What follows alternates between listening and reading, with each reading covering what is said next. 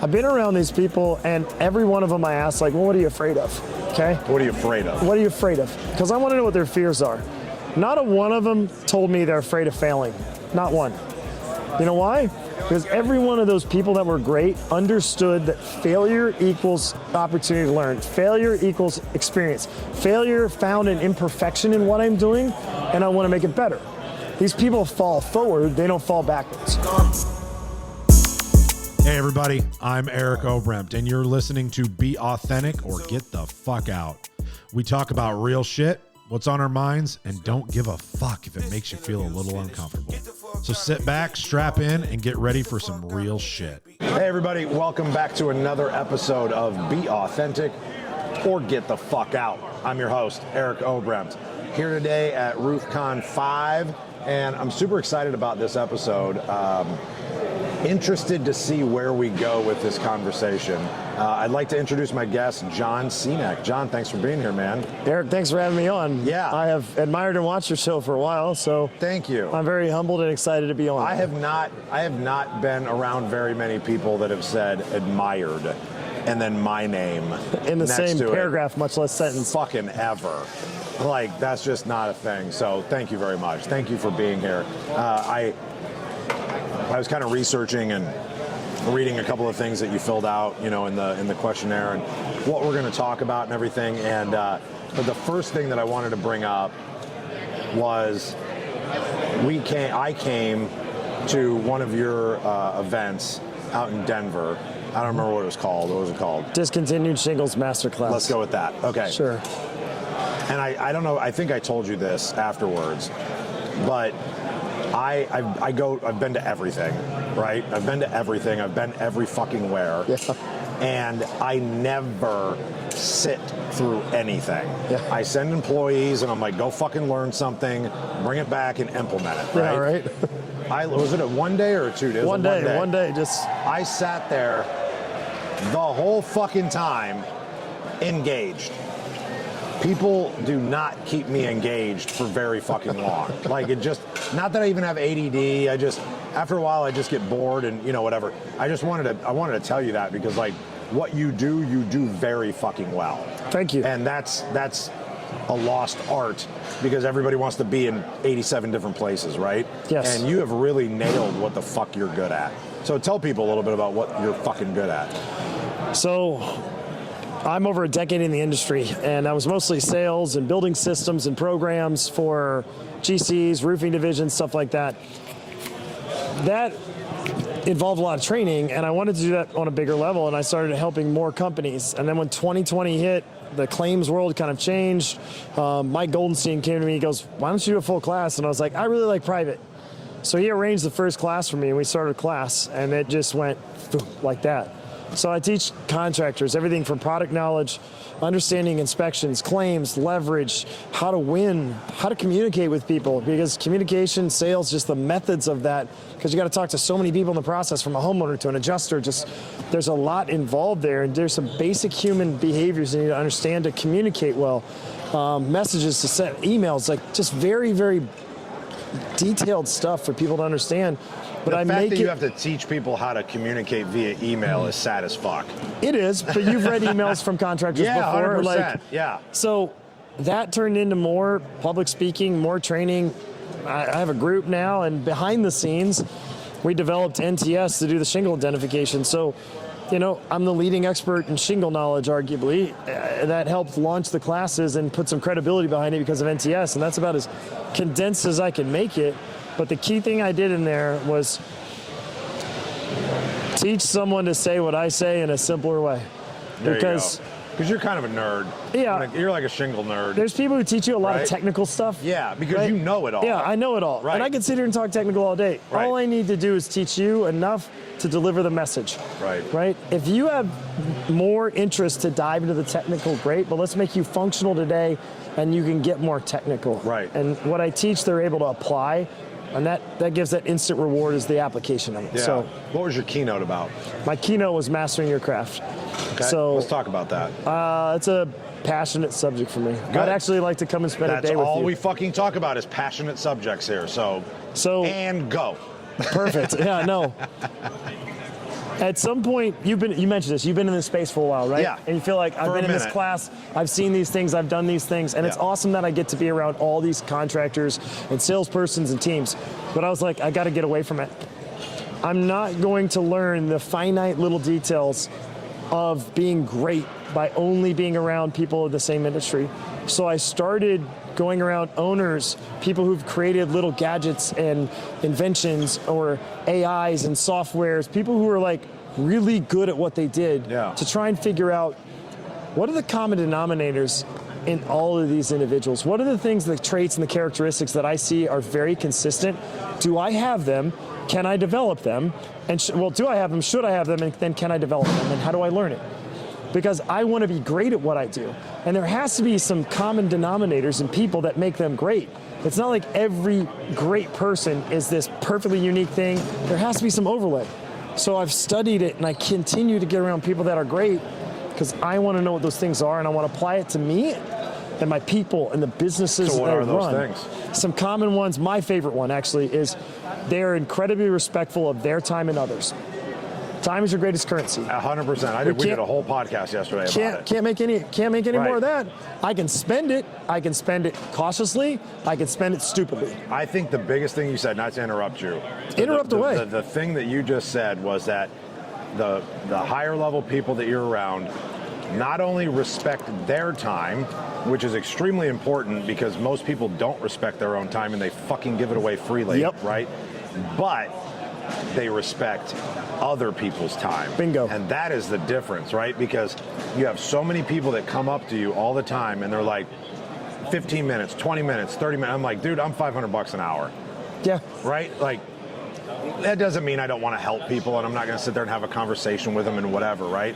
But like, if I call somebody and like I have a question, like a real legit question I know it's going to take some time to explore, I will sit there and be like, hey, send me your Venmo, dude. Yeah. Right? Like, I'm going to shoot you a few $100 just because I know you're taking time out of your day. And of course, the answer is always, no, you don't have to do that, right? But like, it's respecting people's time. And I think that's just a huge lesson that people need to hear. And every one of them went through the pain of imbalance in time. Yeah. Right? They lived an unbalanced life at some point.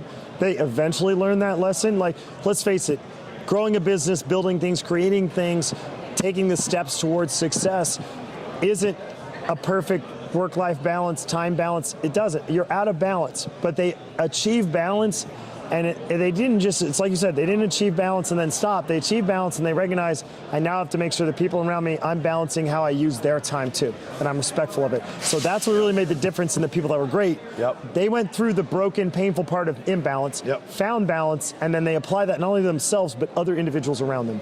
And they want to be good stewards of other people's time. 100%. Okay, what was the next thing? That's the one I like hit close to home. Yep. The other one to me, it hit about 25 years old, 26 years old. I can't remember the exact year. That's when the message came, and then it hit me later in life. But I've been around these people, and every one of them I asked, like, well, what are you afraid of? Okay? What are you afraid of? What are you afraid of? Because I want to know what their fears are. Not a one of them told me they're afraid of failing. Not one. You know why? Because every one of those people that were great understood that failure equals opportunity to learn. Failure equals experience. Failure found an imperfection in what I'm doing, and I want to make it better. These people fall forward, they don't fall backwards. So when I was 25, 26 years old, this guy who had built 3 companies and sold them, kind of funded some other companies, was part of a company that I was working for, small private company, and I finally got to meet him. And I'm a 25-year-old kid, 26-year-old kid, he's in his 70s.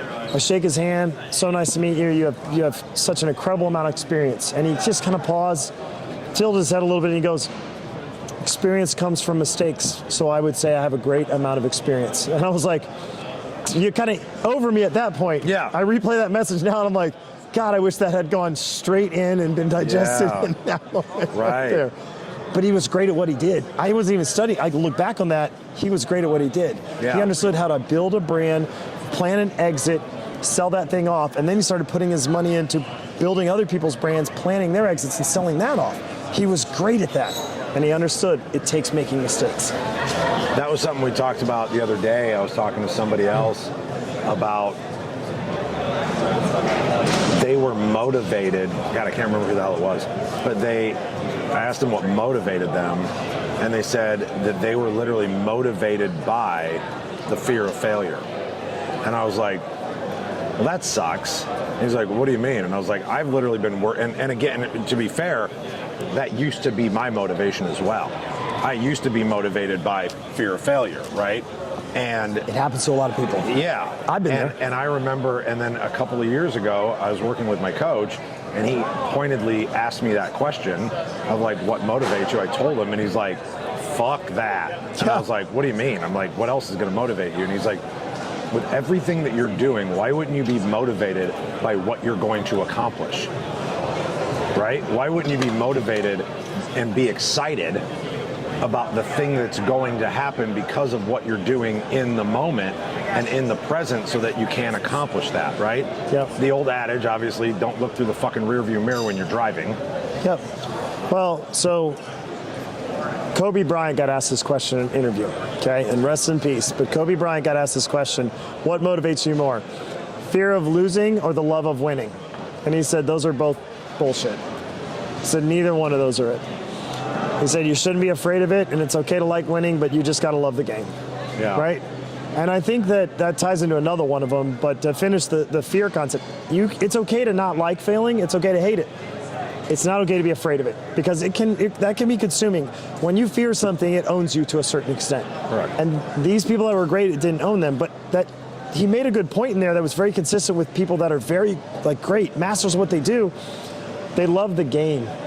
They absolutely love the game. Yeah. And right now, I'm just going to be blunt with you, okay? I'm not saying I had it figured out right away, but we kind of have a little bit of a weak-minded society of like, just do what you love. Oh, you'll find it one day. Oh, you'll be good. And it's kind of created this weak or pathetic feeling and mindset of things. And you get people who don't stay, they're non-committal, retentions issues, stuff like that. These people that are great, they didn't start. I met a guy who had a business that he took 2 years to sell because he just didn't want to let go of it. He does plastics for medical devices. Does that sound like I can't judge because I love shingles, but does that sound like, how do you love that? Right. Like, how is that something he loved what he did? And the mindset of these individuals, and it's a mindset that we can apply, is one that instead of thinking, I hope to find something I love one day, why don't you just switch it a little bit and love what you do for a little bit? Because you may find you love it a lot. You may find that you accelerate at it when you do that. Yeah. So Kobe's point was a good point, and I found that to be very consistent. But I've been in the fear of failing and not loving what I was doing. But the only issue with what you described, why don't you focus on the excitement of the results? Some people can't handle that because they think so far out in results, they're 100%. Off in la-la land, daydreaming, and there's no applicable activity. Right. I get that, 100%. Yeah, because you still have to then work it backwards and have your, because that's where it goes to love the game, right? Yeah. So like it goes to, I can set that goal. Yep. And I know what I'm reaching for, but if I don't set my checkpoints of what I'm doing every day to be able to reach you them. get excited each step towards it. Yes. And that was very consistent in all these individuals. Yeah. Momentum. They understand that there's no finish line. We just did an hour on momentum and inertia. Yeah, right? Yeah. Because, think about that. If you hit your goal, you're going to be like, cool, pack it up, I'm done. Yeah, what's next? No, you set the next goal, which means just in that example alone, if a roofing company wanted to sell 10 million, they got to 10 million, how many of them are like, you know what, we'll just do this every year? Yeah. No, they usually go what, 12 million, 10, 15, right? Yep. Sometimes they overgrow and they're like, we need to pull back, right? So just in that alone, the idea of a finish line is an incompetent approach to this, what excites me, because it's momentum. So I was literally, it's so funny that you brought that up, because I was walking over to go say hi to the guys over at Roofle, and a buddy grabbed me, and he had a brand new employee that he just brought in. And the kid was like facing juvie and prison and all this shit, right? Yeah. And he brought this kid in to help him and mentor him, and this is the industry to do it, right? If you're a fucking drunk or we have a welcome mat for that. We sure do, right? But he was bringing him in. He's like, is there any advice, blah blah blah, that you can give him?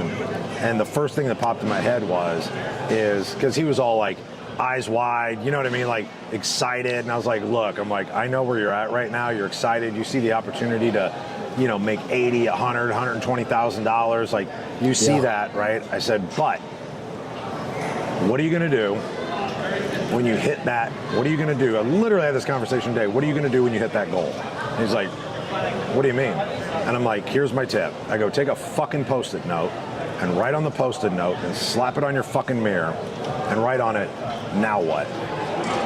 And every fucking day, get up and see that, now what? Now what am I going to do? Now what am I going to do? Hit that, now what?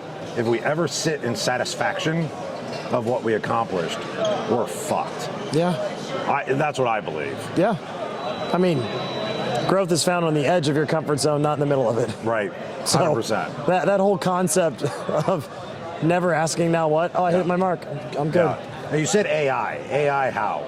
AI. You said AI. You said something about AI and implementing AI. Is that something you talk about? I mean, I have some AI stuff. I'm saying that I've been around people that are really great at the AI space. Okay. So I've got a chance Do you to know be able that to world? study this. I'm kind of in that world. I don't have all the details, but I have a tech piece that myself and a few others are developing. So, yeah. I feel like that was I can't really talk about it right now because we're working on it. I can talk about some concepts. What do you want to know about AI, though? Fuck, I don't understand any of it. I'm a dumb fucking roofer. Well, look. Pretend I'm a dumb fucking roofer because I am. At one point, we were all dumb farmers who worked in fields. And then we developed a tractor and everybody got mad. And look what happened. Right. Are we still mad at the tractor? There's this kind of floating mindset of AI is great, AI is a problem, AI is flawed, AI is going to cripple jobs. There's all this stuff kind of moving around the place, but tractors are being built, man. Like, it's like we've been roofing, right? Nail guns. Oh, you don't need nail guns, hand nail everything. That was the old, remember that? Those days, right? Mike Goldenstein used that one. But the AI is a real thing. And if I can use AI to improve one of my businesses to take some of the steps and processes out, I think I can apply my skilled people that are currently in that to further the business. Have more come in. So, you know, we want to have an AI for NTS, something that scans, applies. But we want to have that AI be more of a global AI. We want that to be something that is used not exclusively there, but is available to a lot of other things. So I had to step back and figure out who can I work with to make this a big thing that will have a lot more, and it can be used in this business, and this business, and this business. So I'm whirlwind learning AI stuff, and it blows my mind. So the other thing you wrote down when I asked you a couple questions was what you were passionate about, and you said fucking gurus. What's it like to fuck a guru? You know, it depends which way they're facing.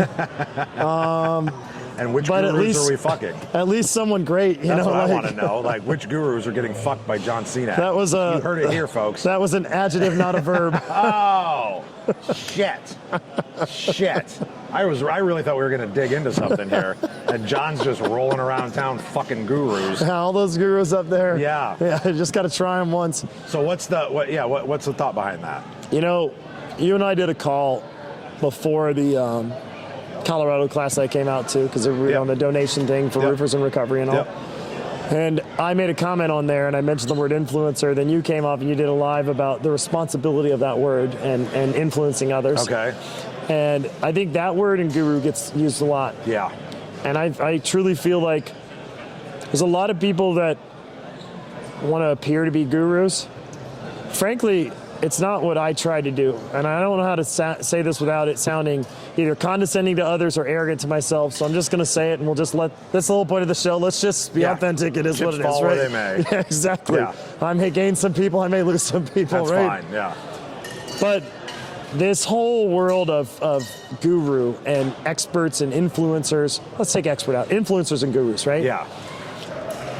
We got a lot, and it gets really, really busy and noisy to determine who the real people are that are masters, right?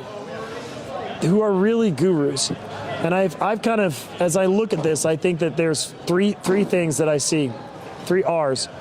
If you're in the guru space, like optically, like people, you either want to be that or people are starting to perceive you as that. Yeah. I kind of look at which one of those 3 R's do you fall under? Some people are in the guru space because they want they want the recognition. They want the spotlight. They want to be seen. They want the likes. They want the warm and fuzzy, right? They want people to like them. So that's tough because it's one thing to be liked. It's another thing to be right and good at what you do, okay?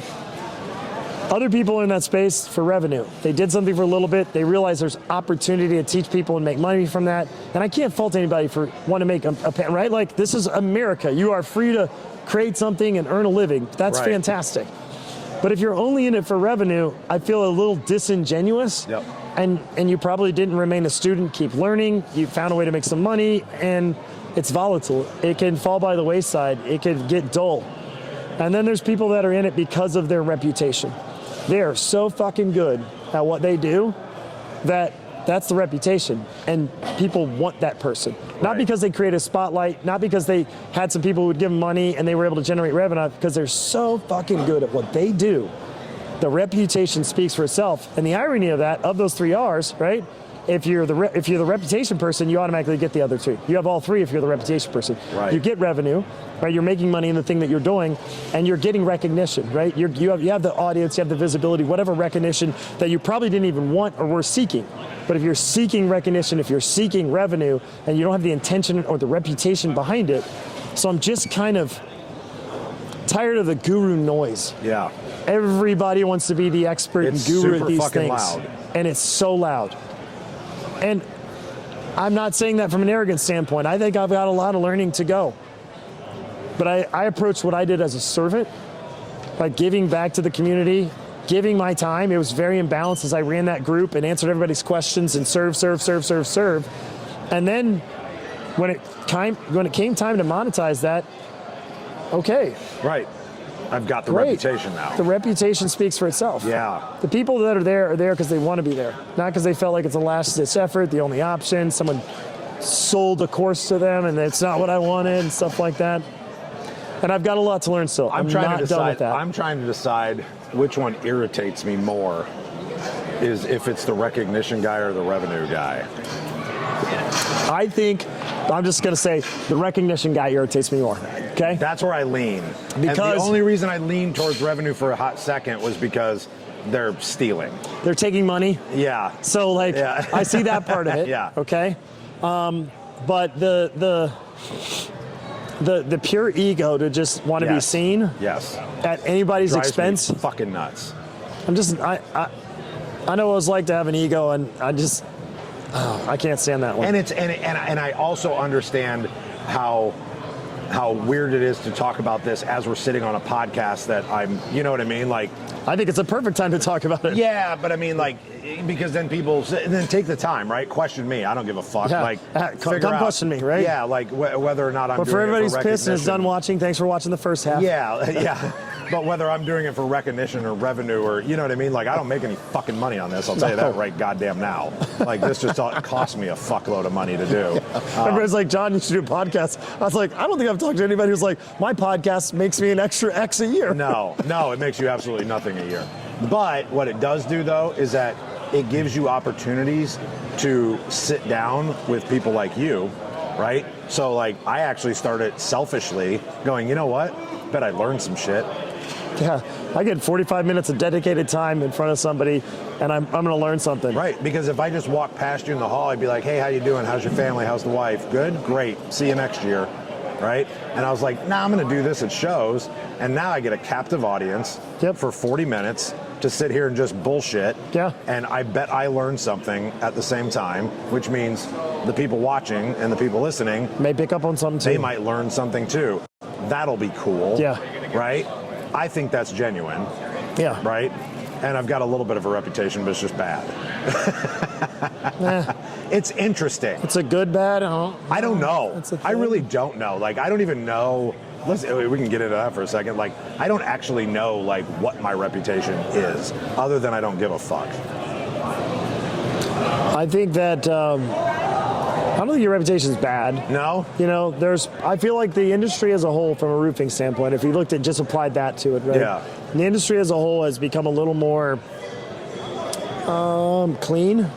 So I feel like some of the people that are more colorful. That's so weird. I guess I grew up in old school roofing. You're right. So there are some people that like, I'm going to go ahead and throw Matt Mulholland under the bus. Good friend of mine. Yeah. Some people just don't like him because of how colorful he is, right? Yeah. And I can see where you're not a bad guy, but some people, that's just not their flavor. They just don't like that piece of it. So I don't think your perception's a bad one. I just think it's now more of a choice of like, oh, I don't like people that talk like that. And I'm like, and you're in the roofing industry? I still think that. My answer is generally fuck you too. But yeah, we did I had a breakout this morning at 9, and the room was filled and it was fantastic.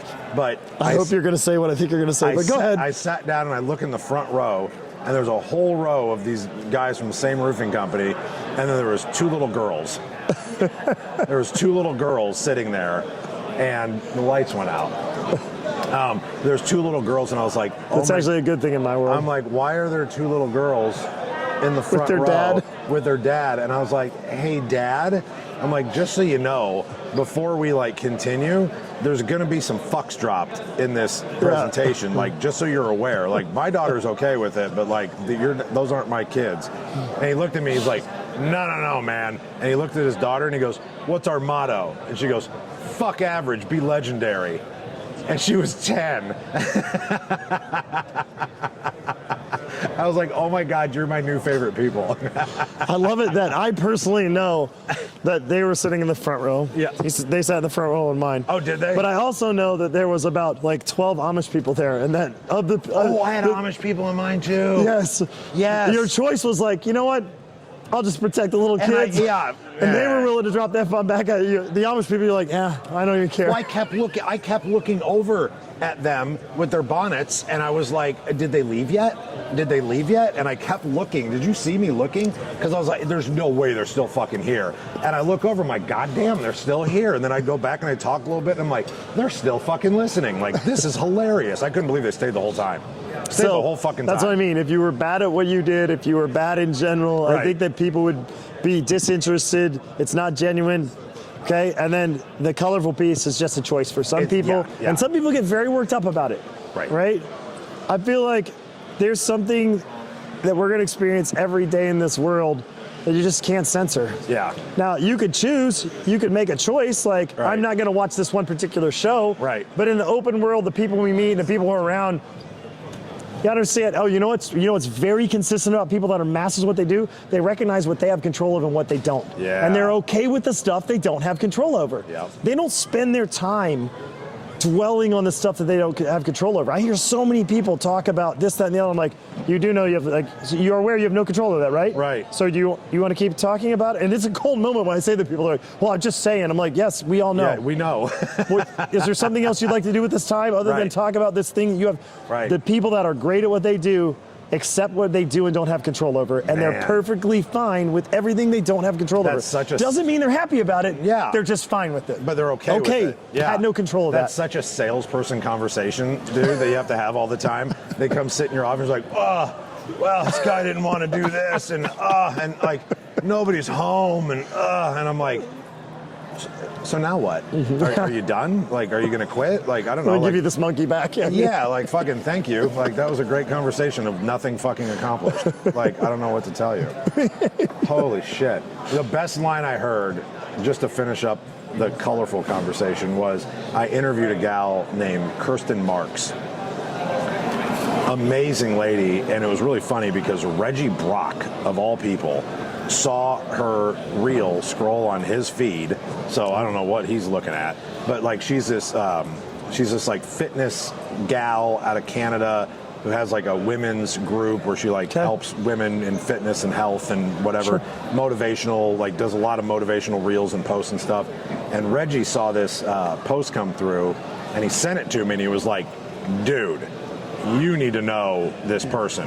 And the reel came through, and it just said, she looked at the camera and she goes, stop telling me that I have to stop cursing so much. I don't fucking tell you to start cursing more. That'd be weird, wouldn't it?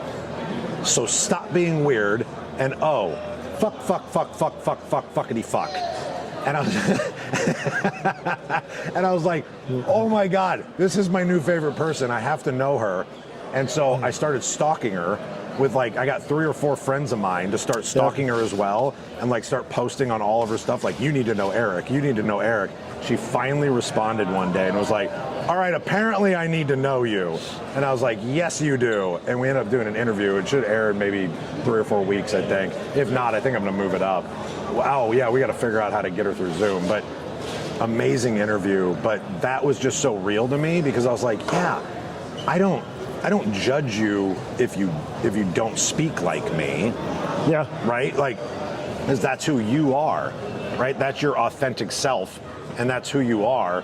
So who the fuck are you to judge me for who I am? Which is the things that I try to teach to people, right? Is whether it's empathy or authenticity or whatever it is why can't we just be who we are, and why do you feel the need to tell me who the fuck I need to be? Yeah. I mean, I'm assuming you agree with that, but I'm just throwing it out there. And I think that there's people out there, and this wasn't common in all of the people that I've been around and studied so far, but a lot of them would look at things from both sides. Right. Some people are so engrossed in their activity, like they're very focused on that, they may not see both sides or what's coming and stuff like that.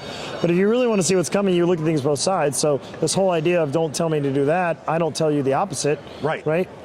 You kind of put things on a scale, and it's dangerous. Like, you don't want to live in the world of comparison, but that's a much different ballgame. Like, hey, I'm going to save you the time. Don't tell me not to cuss, because I'm not going to come to you and say you need to say fuck more. Right, because that'd be weird. A great approach. That would be weird. Fucking weird. Yeah.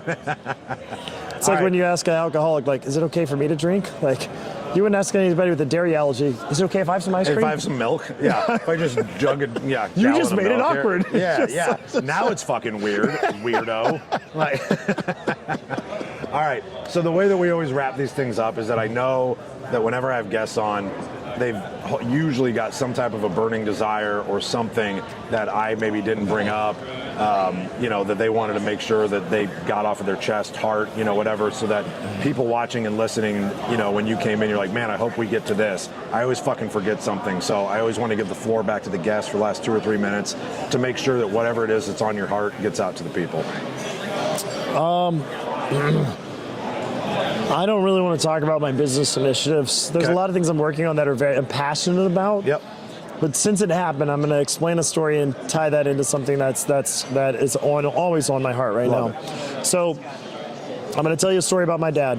Well, my dad went through a very unique situation where he was aware of a murder that took place and had to testify and all this stuff. And in that, he didn't want to. He didn't admit anything at first. He wasn't involved in it.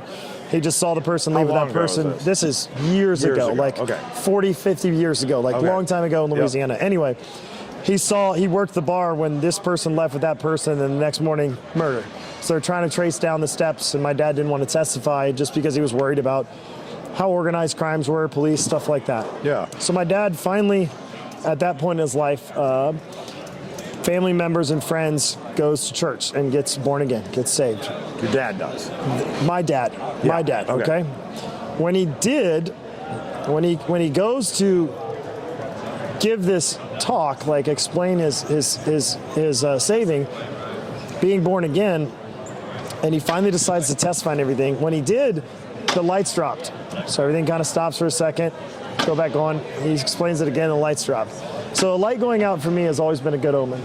And the my heart, my passion right now, and I encourage everybody to think of this, is we already talked about the value of time, but your family, and it's blood.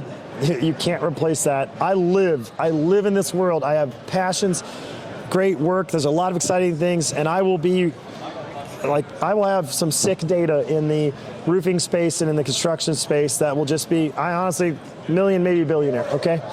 Cool. Generational wealth, awesome. I live to have time with my wife and my kids. I live to have time with my wife and kids, and I hope everybody realizes that those minutes are precious. Because I watch my dad as he ages now, and even my parents in general, and I look back at those moments, and there's definitely wishes I have. Don't let your kids and your wife have the I wish moments, and you don't want to get to the I wish moments. I wish I had done more. I wish I'd done this. Pause for a minute and realize that there's just nothing more precious than that in your life. Because I look at that, and when the lights go out here, I have a hard time maintaining my composure because I'm just replaying memories of my dad, who was a great man. And some of the characteristics that I'm seeing in these people, my dad had those. Yeah. Great man. So my heart, my passion, like what's important to me is that people in this roofers go through messy stuff, kids without being married, divorces, challenges, not seeing their kids. Like we see a lot of that in the industry. That's fine. Embrace every moment of family you have. Yeah. So. Man, I love that. Thank you so much. I love it that you just post random pictures of your daughter, like, hey, we're having ice cream. I'm It's like, not random. It's every Sunday. yeah, no, I'm just saying, Yeah. like, but that's it. Like, I do this. Like, Yeah. I commit this time to this thing, right? Yeah. Like, that's great. That's Yeah. that's a dream. We asked our kids when we moved, what's your favorite memory of this house? You know what they said? Dinners. Because we're committed to sitting down, having dinner, no phones. They said dinners. Yeah. You know how many things we did in a house in 3 years? Right. Dinners. Don't overthink. It could be the smallest thing. Just spend time with your family and Yeah. embrace every bit of it you have. Because all we have at the end of the day is experiences and memories. Yep.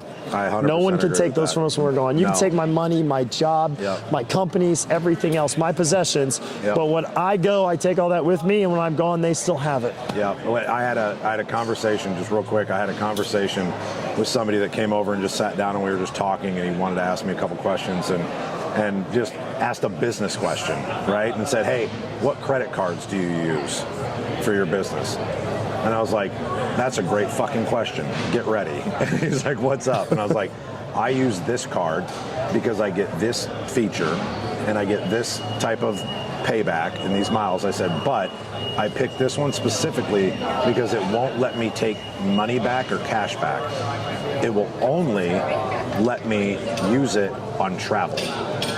It will only let me use it for experiences.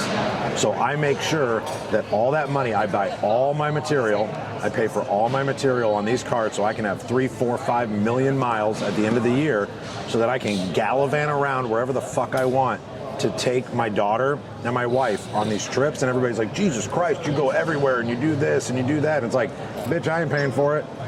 Because I use that intentionally to make sure that every one of those dollars never, because you know how easy it is to go click and say, oh, I owe 50,000, swipe it away, right? No, it's gonna be a trip. We're gonna go to an island, we're gonna go somewhere. So when you're 30 years old and you look back and it's like, what are those memories? My dad took me everywhere. Yep. I got to see the fucking world. I got to see different cultures. I got to see all these different things. And then she's gonna hopefully do that with her kids.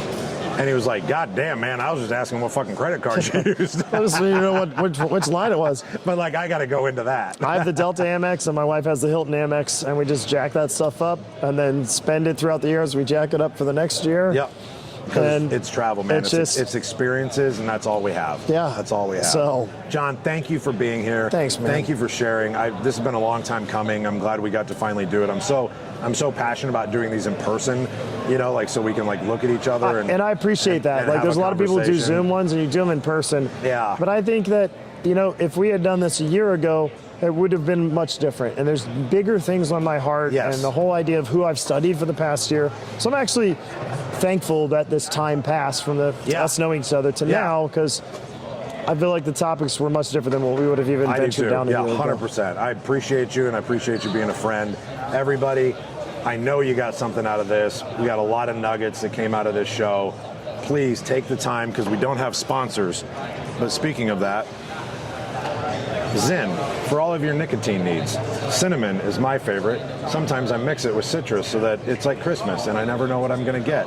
So Zyn is not a sponsor, but I really want them to be a sponsor, so we're making a sizzle reel to send to them. I don't have sponsors. This all comes out of my pocket, so cost of admission, please share this shit. If you got value out of this, please subscribe, please watch, share with your friends so that they can get value out of it as well. Thank you for listening. Thank you for watching. And remember, everybody, be authentic or get the fuck out. Be authentic. Get the fuck out if you can't be authentic. Get the fuck out if you can't be authentic. Yeah.